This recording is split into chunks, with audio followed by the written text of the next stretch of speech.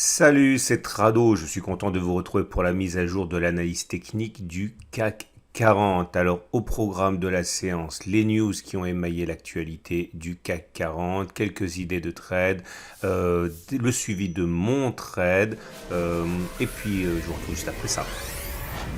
Alors, avant de commencer, quelque chose qui n'a absolument rien à voir. On m'a demandé combien j'avais fait de vidéos pour essayer de retrouver un petit peu le cours et pour que les débutants puissent s'y prendre depuis le début. Alors, pour la première fois depuis très longtemps, j'ai regardé combien de vidéos il y a sur YouTube et regardez ça, je ne plaisante pas.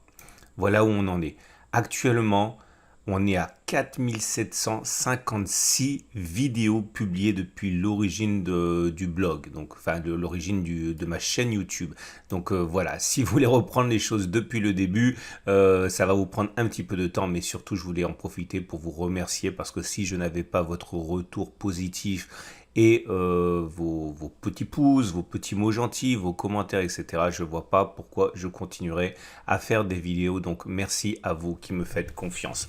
Alors, c'est parti pour l'analyse technique du CAC 40. Comme on peut le voir, la séance du jour est positive. On engrange 0,2%. 0,2%, c'est pas grand chose. Et puis surtout, j'ai l'impression que c'est une hausse en trompe-l'œil.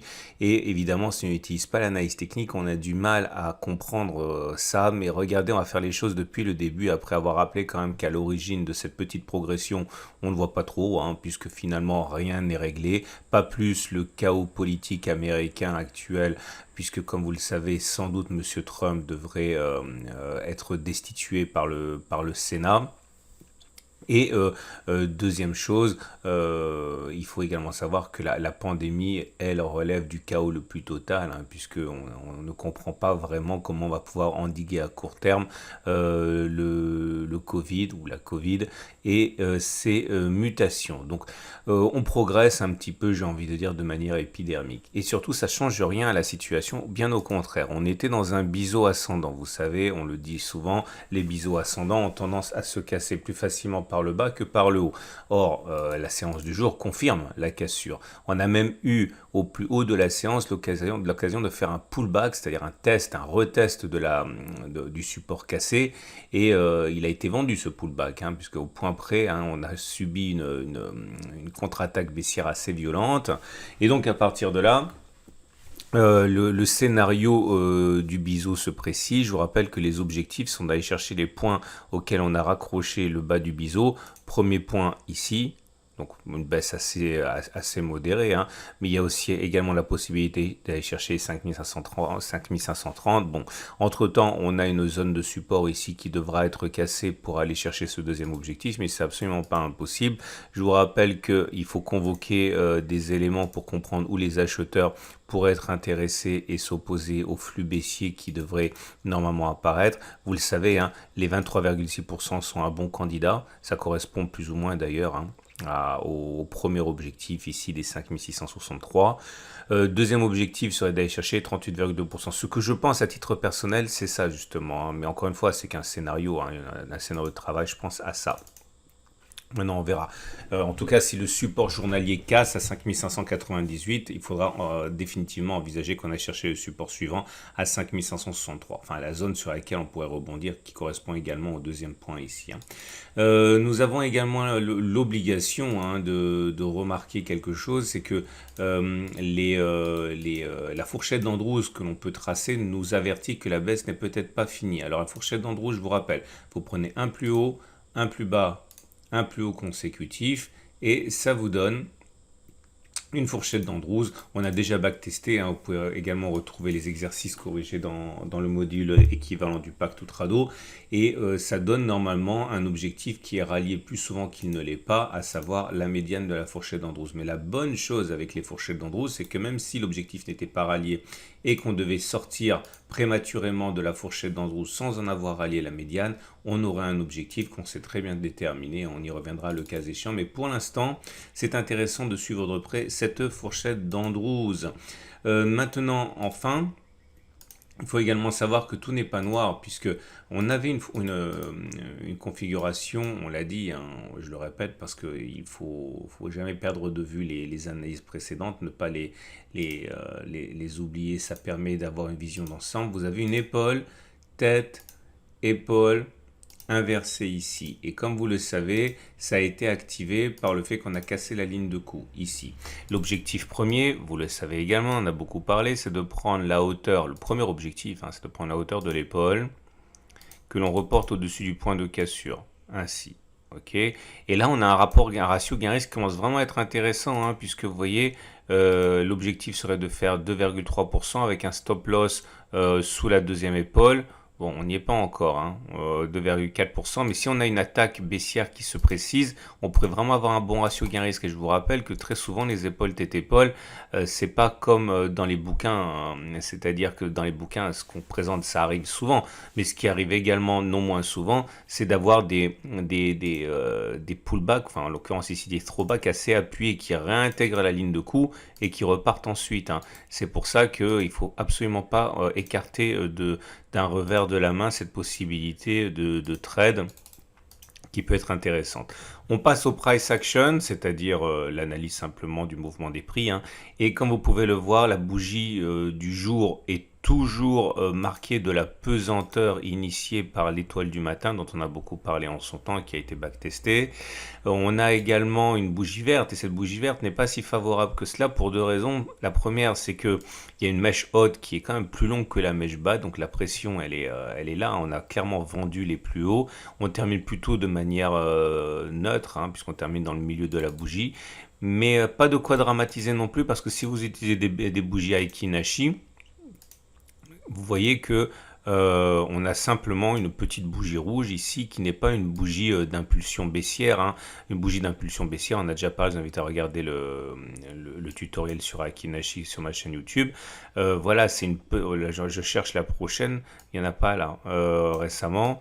Mais voilà, c'est ça, c'est une bougie rouge sans mèche haute, ok, et avec un corps long et une mèche basse plutôt courte, voilà, comme c'est cette série ici. Et là, vous voyez, on a des mèches hautes et basses. Bon, c'est plutôt une bougie de consolidation. On regardera le cas échéant lorsqu'on aura une bougie d'impulsion pour s'inquiéter. Et puis surtout, j'ai envie de dire, quand on regarde le three-line break, ici, c'est encore plus positif en ce sens que vous voyez, c'est une bougie. On est toujours en train de négocier des blocs verts. On n'a pas eu de bougie de retournement. Je vous avais retiré au moment opportun si cela se produit, mais tout ça semble militer pour une consolidation saine et pas une tendance baissière, du moins pour l'instant. Alors, ce qui nous amène aux éléments purement techniques, et les éléments purement techniques là aussi ne permettent pas pour l'instant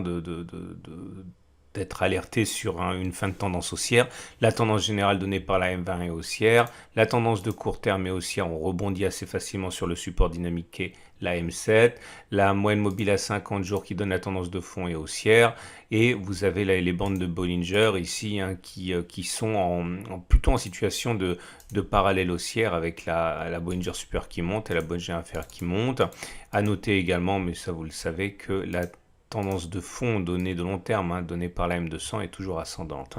Donc voilà, tout ça, ça ressemble quand même vaguement à une consolidation simple dont on peut éventuellement profiter si on croit que la tendance haussière devrait à terme reprendre.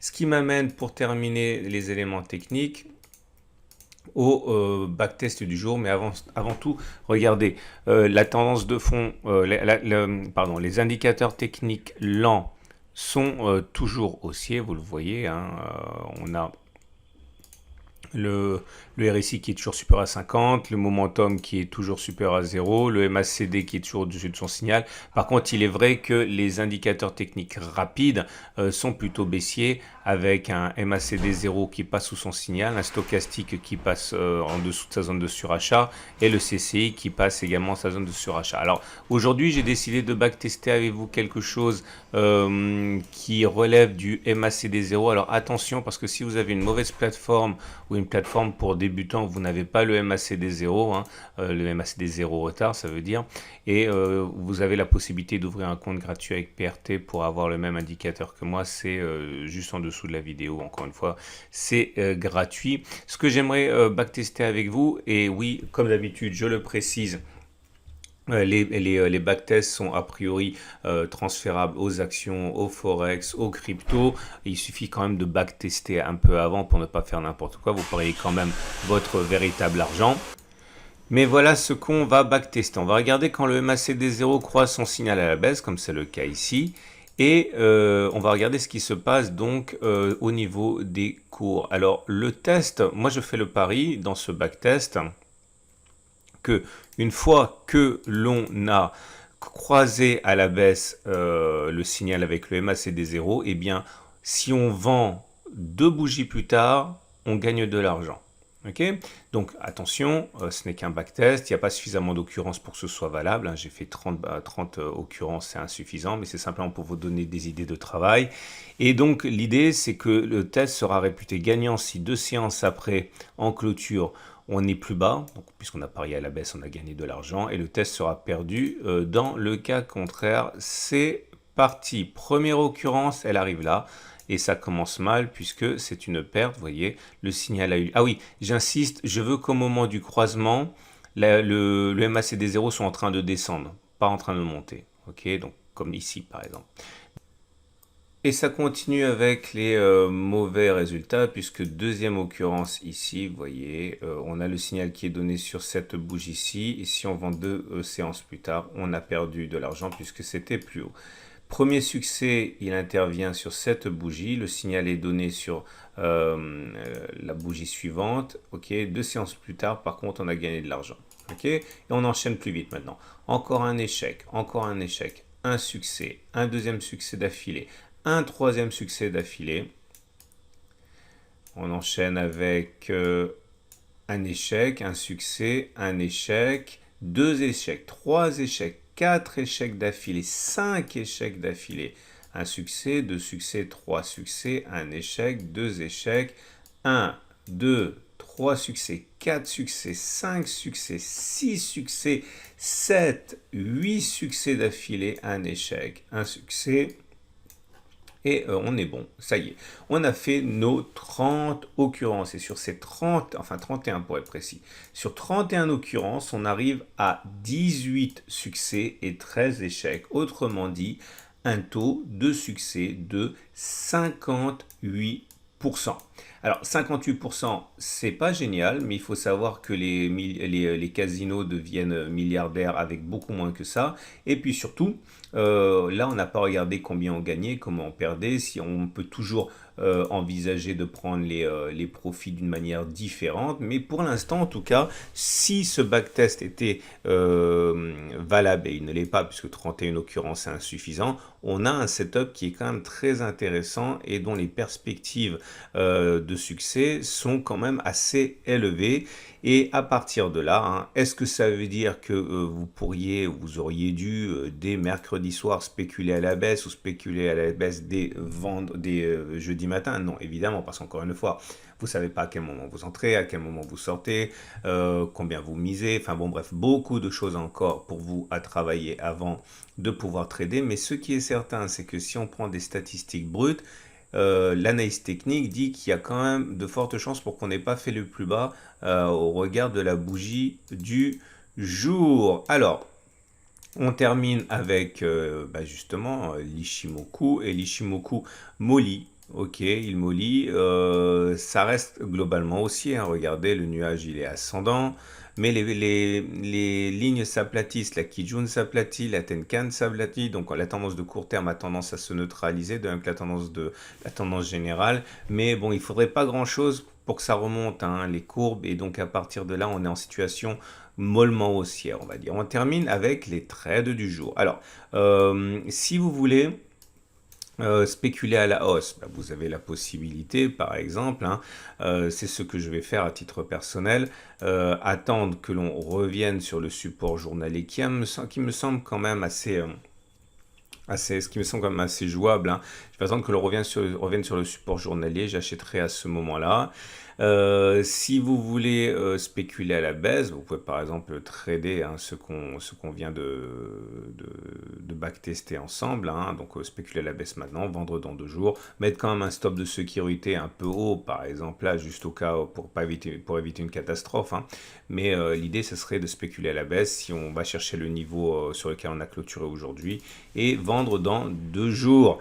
Alors, je termine en faisant un petit détour par rapport à mon trade. Mon trade s'est révélé perdant, comme vous le savez, hein. Moi, j'ai utilisé le backtest qu'on a fait il y a 3 jours, qui fonctionne en général. Ce coup-ci, ça n'a pas fonctionné. J'avais clairement initié une position vendeuse ici. Non, à l'ouverture c'était là, on a clôturé en négatif de 0,40%, donc c'est une perte, mais c'est pas grave, ça fait partie du trading, hein.